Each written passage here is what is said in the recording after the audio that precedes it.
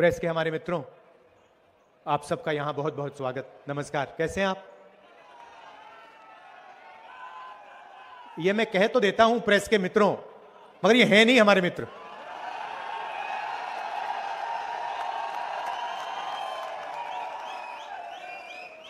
ये जो जनता की समस्याएं हैं,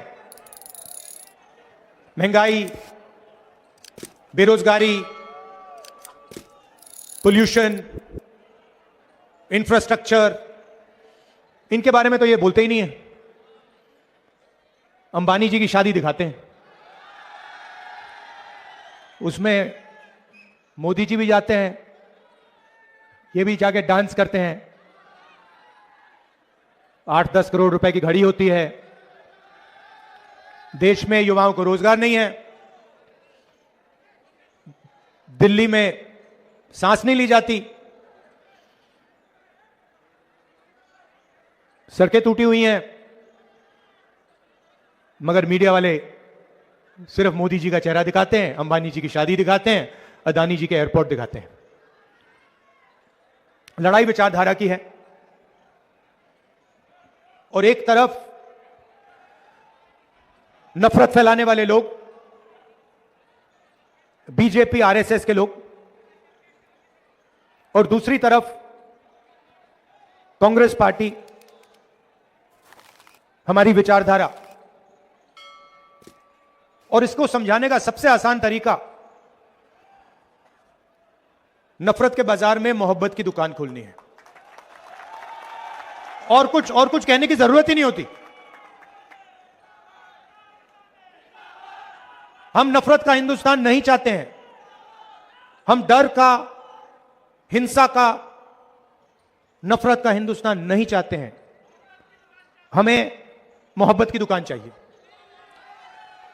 और दूसरी तरफ आरएसएस, बीजेपी,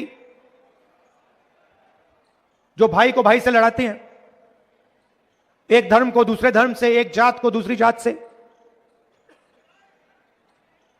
और बीच में केजरीवाल जी जो भी मन में आता है कह देते हैं। पहले आए थे, छोटी सी गाड़ी थी, कहा था नए तरीके की राजनीति करूंगा। इलेक्ट्रिक पोल पर चढ़ गए थे, याद होगा आपको, याद है कि दिल्ली को बदल देंगे।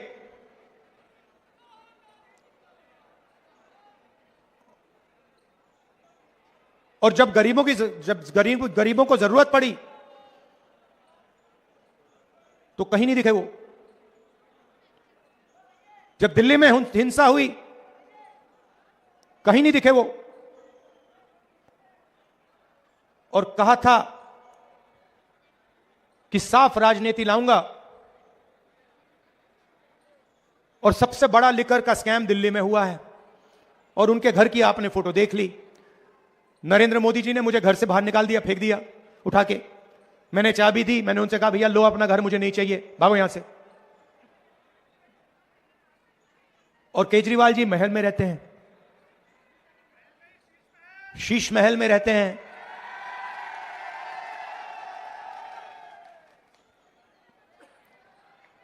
तो यह सच्चाई है।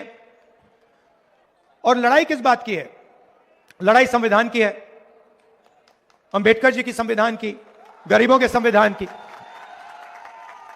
बीजेपी ने साफ कहा 400 पार और हम संविधान को बदल देंगे। उनके नेताओं ने कहा कि संविधान को हम बदलेंगे। कुछ दिन पहले मोहन भगवत जी कहते हैं 15 अगस्त को सच्ची आजादी हिंदुस्तान को नहीं मिली थी। आजादी तो नरेंद्र मोदी जी के आने के बाद हिंदुस्तान को मिली है। इसका मतलब मोहन भगवत जी ने इसका अपमान किया, कॉन्स्टिट्यूशन का अपमान किया, अंबेडकर जी का अपमान किया। अगर 15 अगस्त 1947 में आजादी नहीं मिली तो इसका क्या मतलब है? आजादी का फल हमारा संविधान है, और बीजेपी के नेता कह रहे हैं कि हमें आजादी नहीं मिली। आजादी तो हमें मोदी जी के आने के बाद जब राम मंदिर का उद्घाटन हुआ है तब मिली है। और राम मंदिर के उद्घाटन में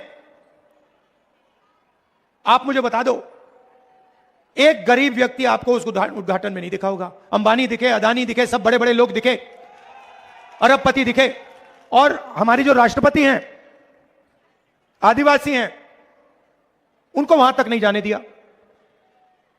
नई पार्लियामेंट बिल्डिंग का उद्घाटन होता है, नरेंद्र मोदी जी कहते हैं हिंदुस्तान की राष्ट्रपति नहीं जाएंगी, उद्घाटन वो नहीं करेंगी।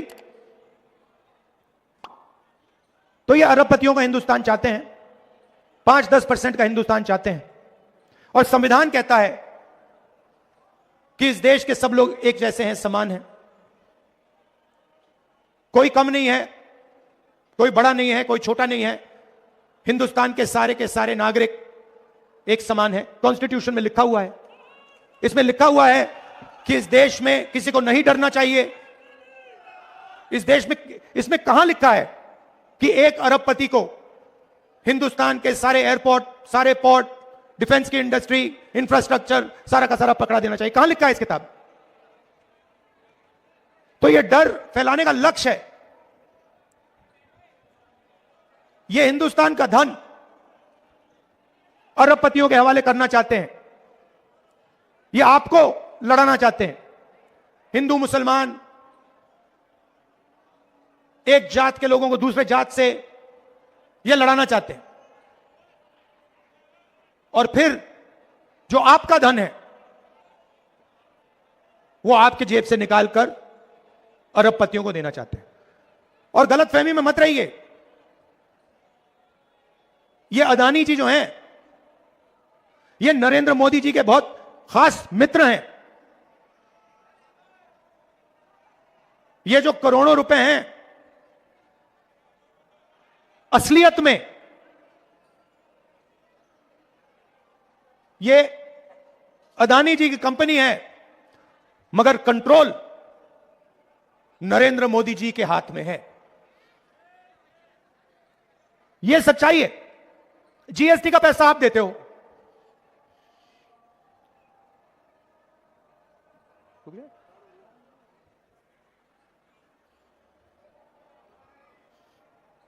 आसान हो रही है ना?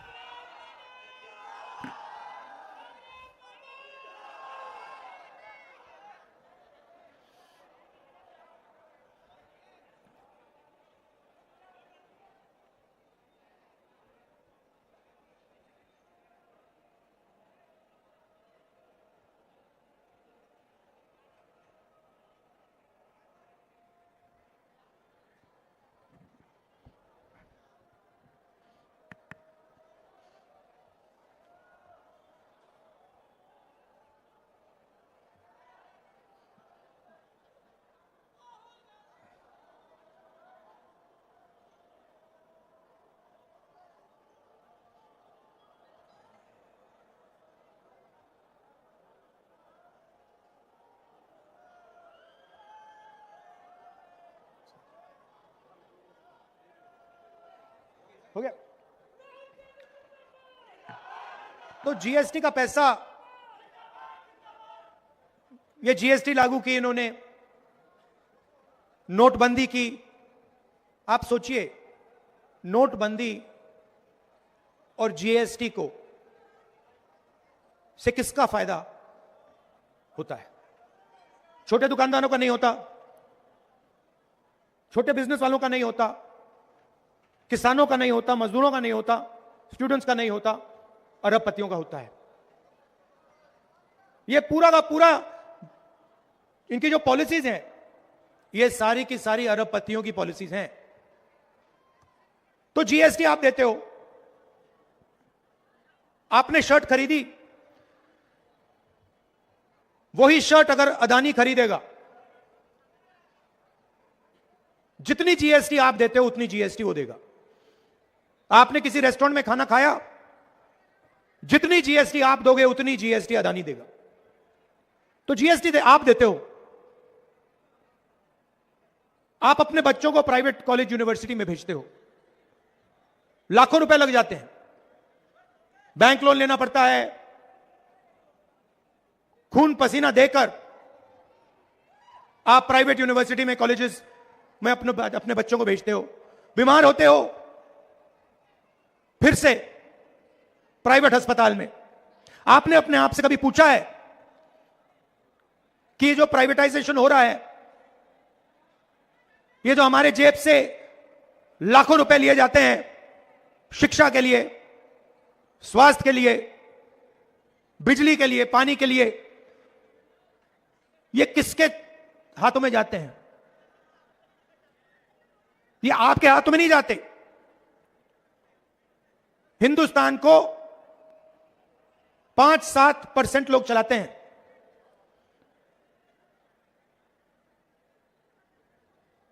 हिंदुस्तान में 50% पिछड़ा वर्ग है, 15% दलित है,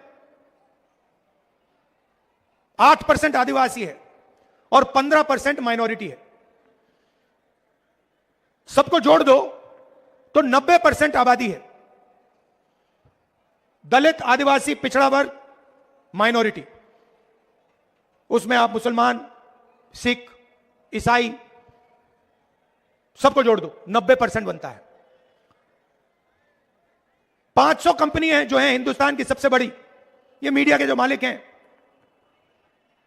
अदानी, अंबानी, इन 500 कंपनी की लिस्ट निकालो, आप हैरान हो जाओगे। मालिकों की लिस्ट में आपको एक पिछड़े वर्ग का, एक दलित, एक आदिवासी, एक माइनॉरिटी नहीं मिल सकता, कोई ही नहीं। उनकी मैनेजमेंट की लिस्ट निकालो, जिनकी 90% आबादी है, उनका आपको एक आदमी नहीं मिलेगा सीनियर मैनेजमेंट में। मुझे दिखा दो, नाम बता दो, अदानी की कंपनी में दलित व्यक्ति का नाम बता दो जो मैनेजमेंट में है, जो चला रहा है कंपनी को, करोड़ों रुपए की सैलरी है। आपसे कहते हैं कि भैया आप लोगों को बच्चों को कॉलेज यूनिवर्सिटी भेजना चाहिए, बड़ा सपना दिखाते हैं, आप लाखों रुपए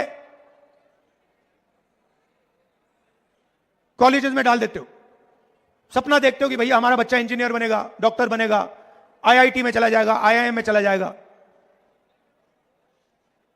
मगर आप सर्टिफिकेशन के लिए, ठप्पे के लिए अपने बच्चों को स्कूल, यूनिवर्सिटी, कॉलेज नहीं भेजते हो। आप इसलिए भेजते हो क्योंकि आप सोचते हो कि अगर हमने बच्चों को शिक्षा दे दी, इंजीनियर बना दिया, डॉक्टर बना दिया, तो उन्हें रोजगार मिलेगा। और देश की सच्चाई है कि आपको जो भी करना है कर लो, लाखों रुपए डाल दो, बच्चों को मेडिकल, इंजीनियर, जो भी बनाने बना दो, मगर आज के हिंदुस्तान में आपके बच्चों को रोजगार नहीं मिल सकता है। तो सपना आपको देते हैं, आपकी मेहनत का पैसा प्राइवेट यूनिवर्सिटी में जाता है, कॉलेजेस में जाता है।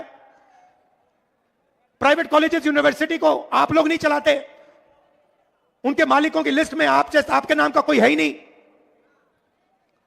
आपके जेब से धड़ाधड़ धड़ाधड़ धड़ाधड़ पैसा निकलता है और फिर आपको पता लगता है भैया इंजीनियर बन गया, लॉयर बन गया, बीए कर ली, एमए कर ली, मगर मजदूरी कर रहा है बच्चा। यह गेम है और यह गेम मीडिया वाले करवाते हैं। एक तरफ मोदी जी का चेहरा दिखाएंगे, देखो ध्यान भड़काने का काम है, ध्यान भड़काने का काम है। कभी आपको अमिताभ बच्चन दिखाएंगे, कभी आपको अमिताभ बच्चन, फिर कभी अंबानी की शादी,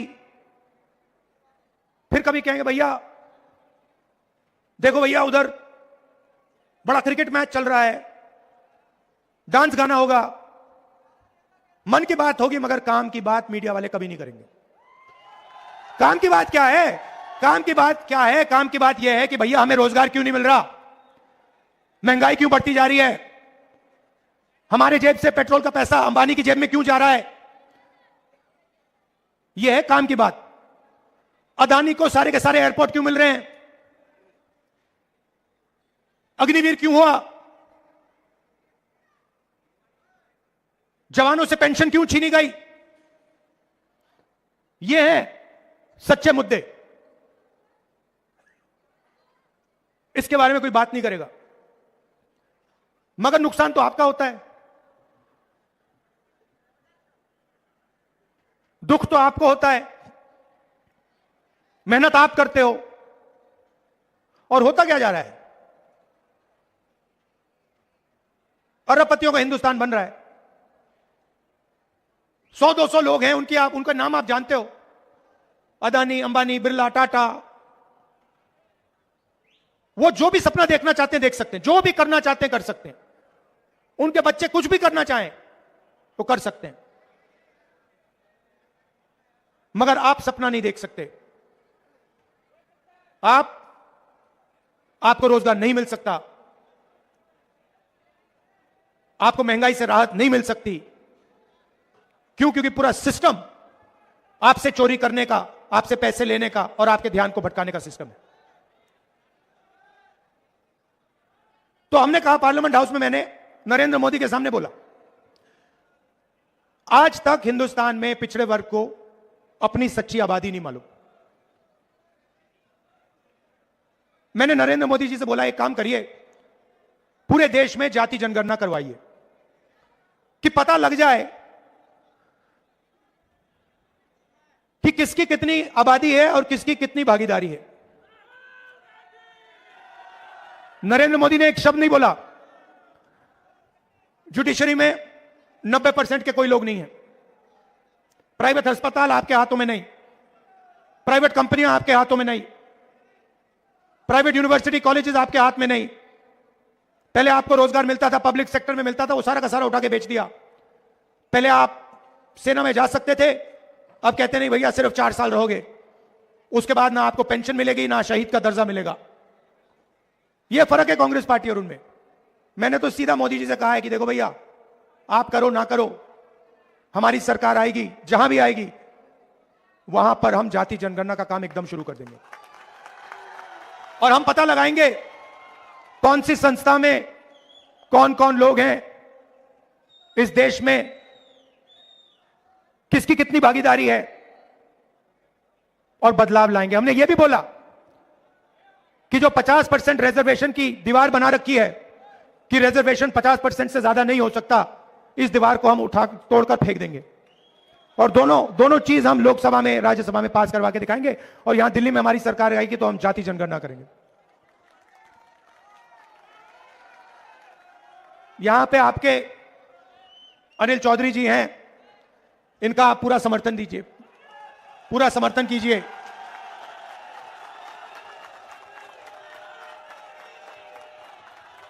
यहां पहले सिसोदिया जी कैंडिडेट थे ना, सिसोदिया जी से, तो सिसोदिया जी यहां पहले कैंडिडेट थे, जो लिकर स्कैम के आर्किटेक्ट हैं केजरीवाल जी के साथ, जिन्होंने मतलब पूरा भ्रष्टाचार यहां किया।